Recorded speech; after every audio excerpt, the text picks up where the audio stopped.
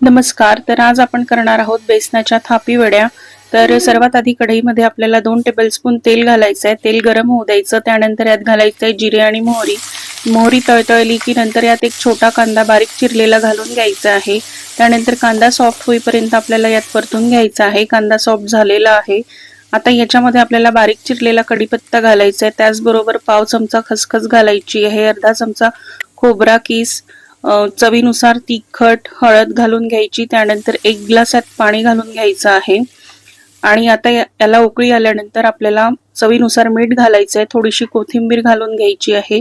Mix करायचं आणि यात आपल्याला आता बेसन घालून घ्यायचं आहे। तर बेसन आपल्याला 1 ग्लास घालायचं आहे। तर आपल्याला जेवढं पाणी तेवढंच बेसन घालायचं आहे। मी 1 ग्लास पाणी घेतलं तर 1 ग्लासच बेसन घालायचं आहे। आता याला व्यवस्थित मिक्स करायचं। यात कुठल्याही प्रकारच्या लम्स राहायला नको। आता हे व्यवस्थित मिक्स झालेलं आहे। आता याला 2 मिनिटं झाकून वाफेवर शिजवून घ्यायचं आहे। आता इकडे आपल्याला एका प्लेटला तेल लावून घ्यायचं आहे। तेल थोडं जास्त पडलं, तुम्ही कमी घातलं तरी चालेल। तेल व्यवस्थित लावून घ्यायचं। आता इकडे याला शिजून 2 मिनिट झालेले आहे।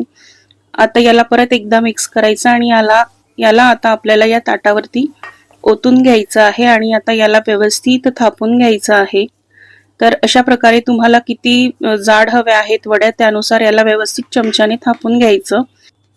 आता यावर घालून घ्यायची आहे खसखस आणि थोडासा खोबरा किस। परत चमच्याने थापून घ्यायचं म्हणजे खोबरा किस आणि खसखस निघायला नको।